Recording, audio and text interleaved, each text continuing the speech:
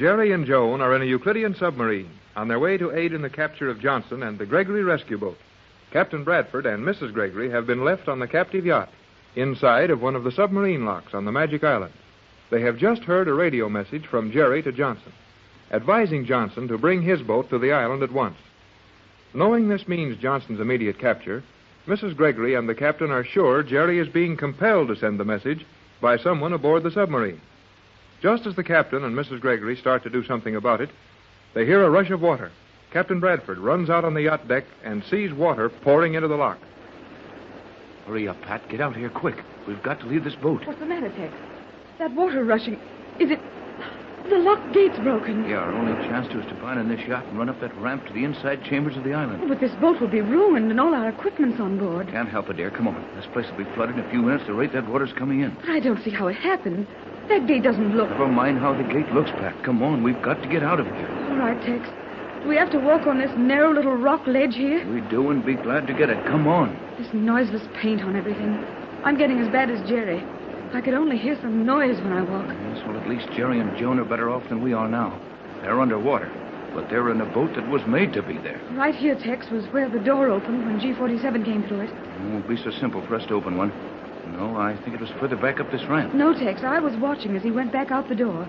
And that light, that bracket on the wall, was on the other side of him. Well, hold on, then. You mean that as you looked up here from the deck of the yacht, G-47 was between you and this light? Yes, I'm sure of it. He made such a weird figure as he stood silhouetted against that light. And the door is near here somewhere. We'd better not be too long finding it. The rate the water's rising. We can try pushing on this wall. Right here, I think. No good. Things on this island don't work automatically. They don't work at all. We've got to figure how to get out of here pretty fast, or that water... Tex, the water isn't rising anymore. Huh? What? Not rising? No, it's nearly still now. But it couldn't have stopped. We're 50 feet below the water level now, with the whole island submerged. What could stop the water after the lock gate broke? I don't know, but you can see for yourself. The roofs of the cabins haven't touched the top of the lock yet, and they were only a few feet below it to start with. Right, Pat. Only about 2 or 3 feet of water came into the lock when the gate broke, and that's funny. I wonder. What, Tex? That's it. The island is rising again. That lock gate must be up to the water level now. Come on, let's go back down on the deck where we can take a look at it. But why isn't the light showing through the broken gate if we're above water? Because it's a couple of hours yet until daylight. Come on, we'll go back down and have a look at that gate. All right. Like Jerry, I'm glad to hear our shoes make some noise. Sounds like home, all right. Now, come on up the stern, Pat. Captain. There's the skipper, Tex. I thought he and the engineer had been taken to one of the cells on the island. Well, he's here now. He didn't try to get out of this thing like we did. Something funny here. Yes, Skipper? What is it? Gates. We saw the gate breaking. No. But we did, Skipper. The gate broke and the water rushed in. No. That gate didn't break? No. Well, what happened then? Opened. The gate opened? So, it wasn't an accident then. Our dear friend G-47 must have decided we'd been around here long enough. Not that, Tex. If someone had tried to drown us, the water wouldn't have stopped as it did. How about it, Skipper? You seem to have kept your head and found out a few things. What stopped the water? Gate. The gate was closed again? But there must be some idea back of all this. These Euclideans are too busy now with the fleet of battleships playing around overhead and Jerry and Joan out in one of their submarines. No, it doesn't make sense for them to stop and fool with these lock gates. Come. Skipper's got something to show us. When we sign him on for the next cruise, it's going to be in his articles that he add a few more words to his vocabulary. Guessing what he means is getting on my nerves. Oh, steady, Pat, now. Skipper's all right. Maybe he doesn't talk much because he hears the rest of us talk too much. Look. Tex, the skipper's right. The gate hasn't been broken at all. That's plain enough, but why was the water turned in here? Look. Where? There. Down in the water? I can't see much. Dark down there. Got a flashlight, Skipper? Here. Thanks. Now, then we'll have a look. Well, I can't see anything down there. There. Oh, Tex, I see it. It's a fish, a big one. Silver-colored. Peculiar shape, isn't it? Biggest fish shaped like that I ever saw. What is it, Skipper? Torpedo. What? Torpedo. Torpedo, eh? Aye. Then we're on the wrong boat. That thing's going to go off when it jars against this yacht. Dud. You mean the torpedo is dead? It won't go off? I'm beginning to see this thing now. Skipper, did you see that torpedo come in here? Was it an accident? Nope. But how could a torpedo be brought in here? Magnetism. Oh, then the Euclideans knew just what was going on. Of course. I don't know why, but I can guess who. G-47. Precisely.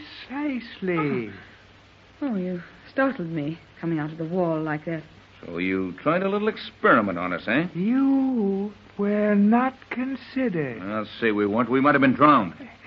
That would have been no loss to me.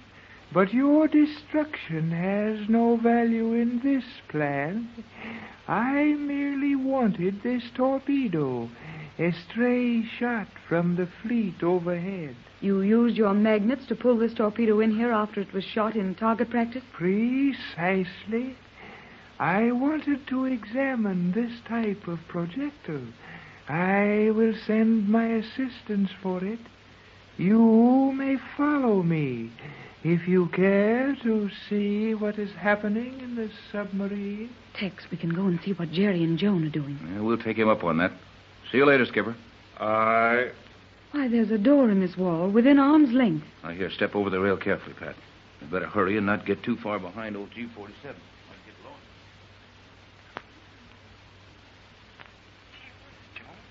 I don't like to just sit here and do nothing while that girl commander does as she pleases with the submarine. It will do you no good to attempt interference, Jerry. We are comparatively safe only so long as you restrain yourself from well-intentioned, though ridiculous and quite obvious approaches to the subject of possible intervention in this Euclidean plan. Hey, quit talking like that. I got enough of a headache now without any big words. We got to figure what to do when we get under Johnson's boat with this submarine. I can use little words as well as you, Jerry. You are a fool. I'm a witch? There is no shorter word for that. You're a fool. Hey, how come? You know that every word you say is being heard by the commander up there in the central control section. Why do you persist in talking? Oh, because this gets my goat. Oh, skip it. I know it's slang, but when I'm excited, I have to think in slang to get anything done. All this mysterious stuff. Here we are in a submarine 100 feet long with a crew of one man and a beautiful girl in command. So you do think she's beautiful, do you? Well, I've got good eyes. Even if she is a Euclidean, she's a peach. A peach? Jerry, she is not a peach. Enough of this ridiculous discussion. Silence, both of you. I wish the communication channels clear. I'm sorry, Commander. Okay. Now, Jerry, you must sit quietly and say nothing more until given permission. I warned you that our conversation could be heard all over the boat. And is all that really coming from a submarine, G-47? Precisely. We could hear them as plainly as if they were in this room. Yet they weren't deliberately using a microphone. On Euclidia, we have ways of hearing anything we wish to hear. Yes, I believe it. Well, as long as that girl skipper won't let the kids talk, there's nothing of interest for us to hear. Let's go back to the yacht, Pat. Yes, even though it's helpless in a lock under 50 feet of water, I feel more comfortable there than here. Well, thanks for the show, G-47. Will you excuse us now? No, I will not. Come here. I want you to observe something. You mean look in that prism reflector on your desk? Precisely. What's the use, Tex? You were fooled once by that thing. Yes, well, I might see something anyway. Let's have a look. I will enlarge this image for you. You will be interested in seeing the interior of the submarine from which you just heard. Look. Look. Why, Tex, it's the inside of a submarine. Don't get excited, Pat. We're 8 fathoms below the water level. So is the sub. And they're miles from here. Now, don't let it fool you. But, Tex, look, Jerry and Joan inside the submarine. It's as clear as a photograph of them. Yeah? Well, maybe this look is on a level. Yes, sir. Look. You can even see the expressions on their faces. Jerry doesn't look any too happy, does he? You heard that woman commander tell him to be quiet. That's quite a punishment for Jerry. Commander seems to be busy with the controls. Wonder what's going on. Silence. The commander is about to communicate with me. May we watch the image while you do your stuff? You may, and you will notice the clarity of objects within the submarine, the perfection of the voice reception here. The television engineers in your world are hopelessly behind Euclidia. Watch this, Pat. We're really seeing things now. Commander S1 reporting to G47, 20 miles off Euclidia, course due north, 25 knots, S1. Your progress and course satisfactory, S1. Report on position of battleships near you. Gee whiz, I heard G47. Yes, Jerry, of course. Did you get that, Pat? The kids are hearing G47. Hey, Joan, I heard Captain Bradford. Yes, the captain must be in the communication chamber.